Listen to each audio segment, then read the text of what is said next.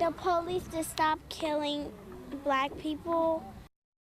Turning back now to the news we promised you earlier in the broadcast, people across the entire city of Knoxville spent the day making their voices heard, from caravans through downtown to the youth leading their own march in South Knoxville.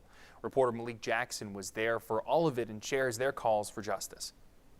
If you're that aggressive as a job and your first priority, your number one job as a police officer is communication. If you can't communicate, then you need to find another occupation. It doesn't make sense. You're here to protect and serve us, not hurt us. Desperate cries, not just from a mom, but a community searching for answers in the death of 17-year-old Anthony Thompson Jr. Stop the violence so we can have a better life and make it home to school. In my community, we coming together for justice, peace, and for the children. Protesters starting downtown and making their way to West Knoxville, where they thought District Attorney General Sharm Allen lived. The goal, making their voices heard and their pain felt. And just to know that they all out here hurting, because it's not safe to even go to school and make it home. Here in South Knoxville, the kids are leading the march, pleading for the violence to stop.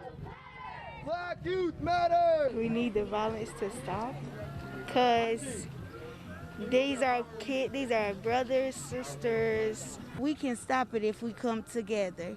And this to let them know that it takes more than just talking about it. It's more in being about it and walking the walk. Hurd says showing the youth the power of their voice and their message is a start in taking their community back. Just because things like this happen, that you also can stand up and say something and move in love and move in peace and know that you're safe. As their mission continues, they believe their movement is moving in the right direction and serves as the first step to healing. I've never seen a lot of love like this. The community come together and march in love and everybody just gather. So I feel like this is a big change and a big start. In Knoxville, Malik Jackson. Organizers for both this protest and the protest we mentioned earlier in the newscast say they plan on continuing to come together and protest until they see changes made.